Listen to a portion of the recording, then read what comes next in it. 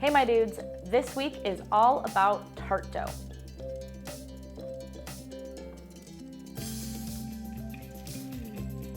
My name is Cecilia and welcome to my kitchen here in Stockholm, Sweden.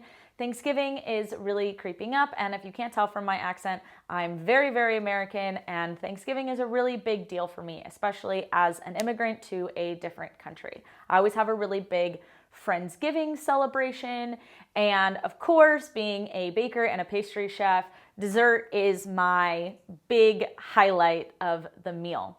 So I thought that this Thanksgiving season, it would be really fun to take you guys through 3 separate tarts. Those are going to be rolling out through the month, but you cannot have a tart without first making tart dough. So this episode is all about the basics of tart dough. We're going to make the dough. I'm going to show you 3 different ways to line your tart pans, and then how to parbake a tart shell, because one of our recipes is going to be using a par-baked tart shell. Let's get started. Into a bowl, add 125 grams of softened butter. Make sure it's really soft or you're going to be miserable. I like to leave mine out the night before. To the butter, add 90 grams of powdered sugar and 1 teaspoon of vanilla sugar or vanilla extract. This would be better with half a vanilla bean instead, but I'm not made of money. Mix until totally combined. Once there are no lumps, add in 1 egg yolk, and start to whisk. Don't freak out, it's going to look like scrambled eggs for a while. Try to get it as smooth as possible, but don't worry if it isn't perfectly smooth. It'll be fine. Throw in 250 grams of flour. Continue mixing. This dough will end up being very soft. It is very, very different from a pie dough. It will not be shaggy and it will not feel dry like a pie dough would. It'll look much more like a cookie dough. Make sure there are no lumps or streaks of flour. Lay out some plastic wrap and plop your dough in there. Make a disc-ish shape. Wrap in plastic. I like to do 2 layers because, I don't know, it feels more secure. Place in the fridge. You could also do this whole process with the stand mixer. Mix the butter, sugar, and vanilla sugar with your paddle attachment. I prefer to do it by hand with the 1-times batch. Still using the paddle, add the eggs and mix some more. I feel like by the time I've stopped the machine to scrape down the bowl like a million times, it's just as quick and easy, if not more so, to just do it by hand. Add in your flour and keep mixing. All that to say though, if I'm doing a double or triple batch or bigger of tart dough, I'm definitely doing it in the machine because it's too much of an arm workout for me to do by hand. Just do what feels best and is the most fun for you. Refrigerate your dough for at least 2 hours. It needs to rest and be cold all the way through. Overnight is preferable. Now, let's line some shells. Take your dough out of the fridge and unwrap. Sprinkle a bit of flour on your work surface and begin rolling out. As I say, every time I roll something out, make sure you are constantly touching it and moving it. You want to make sure it isn't stuck to the table. Flour liberally as needed. Really commune with your dough, and work quickly, by the way. Tart dough is so soft and full of butter, it's really annoying and difficult if it doesn't stay cold. You don't have to stress, but don't walk away and do something else in the middle of rolling out. Also, worst case scenario, it gets too warm, like it did for me here. It looks really bad, you're annoyed and pissed off, so roll it back up, wrap it back in the plastic, put it in the fridge, and let it get cold all the way again and let it rest. And don't forget to rest yourself. Then take it back out and try again. I like my dough to be fairly thin. This is objective, however, so feel free to make it thicker if you wish. Method 1, quarters. This is my favorite method. Just take your dough, fold it into quarters, and move on to the pan. I think it provides less rips and the best control of the 3 methods, but remember, gentle hands, gentle fingers. I'm not slamming the dough around. Once the form is covered, I take the edge and drape it more inside the pan. If you were to just push it down, you'd cut the dough, and you don't want to do that right now. Make sure you're really getting into that corner. I like to use the side of my finger. This way I know I'm getting in there, but I'm not risking as many thin spots or punctures as I would if I was using my fingertip. Trim off your excess.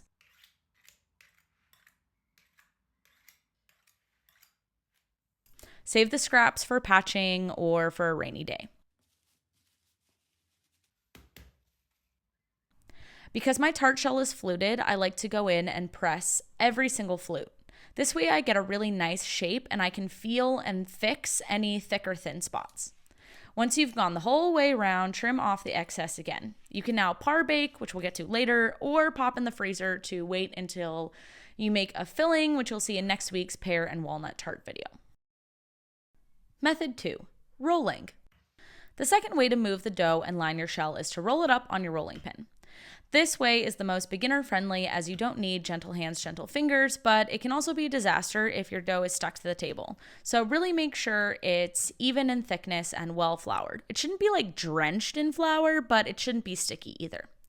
Simply roll your dough onto the rolling pin, move your shell into place, and roll the dough over the top. Make sure the rolling pin isn't like hitting the pan though, so the dough doesn't like get cut. Once again, drape the sides in so you can press into the corners. And just like last time, trim your edge, press into every flute, trim again, and parbake or place in the freezer. Method 3. Strips and bases.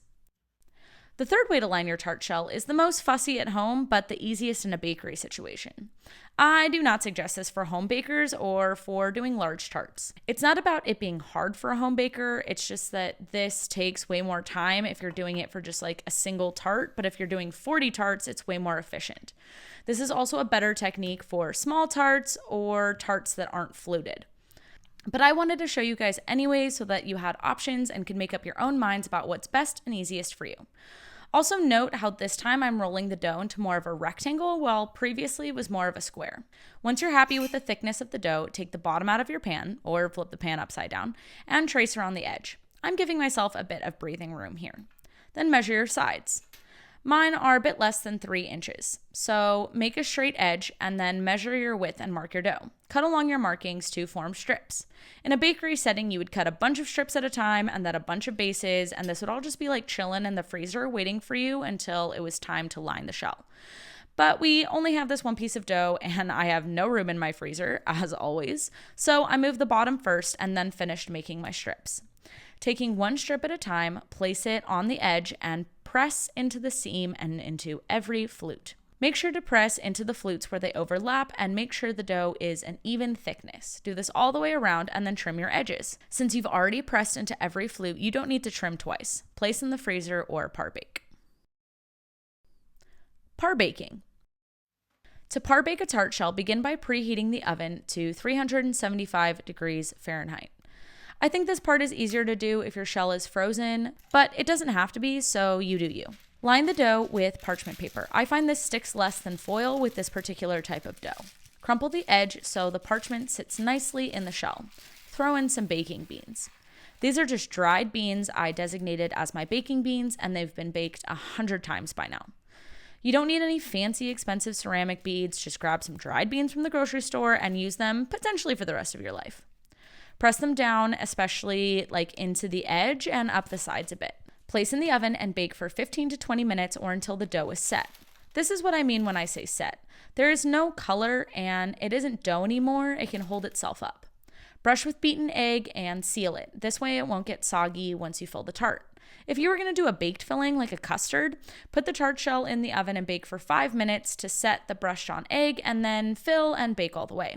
However, I want a fully baked tart shell for my cranberry curd tart, so I baked this for about 15 minutes until it was nice and golden. One fun little trick with your tart shell, if you don't like how uneven things are, or you think you just want to clean it up and have it be super like nice, pop it out gently, of course, and take a zester and go around and grate all the way around. I like to do this off of the edge of the counter and have my hand underneath so that I'm catching any crumbles.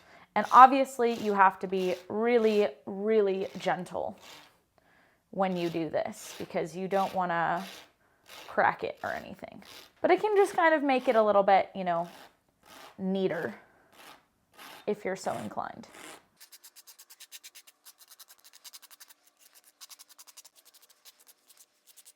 All right, there we go. It's not like a dramatic difference, but it does look a little bit neater and nicer now, so. Once you've cleaned it up and made it nice, I would put it back in the form just because like when I'm filling this with stuff, I like the security of having the form around it. You don't have to, but that's just, it makes me feel a little bit better as I'm trying to move this around while I'm working with other ingredients and stuff. If you're not going to use it right away or fill it right away, then definitely wrap it in plastic so it doesn't go stale. Once you've wrapped it in plastic, you can set it to the side and it'll keep. Thank you guys so much for watching. Next week's episode is the first in our Thanksgiving tart series. It will be a pear and walnut tart. Very simple, very elegant. But if you just cannot wait until next week, you just have to watch more of me right now, then go ahead and watch this video next. And I hope you have a great week, and I'll see you next week. Hej då!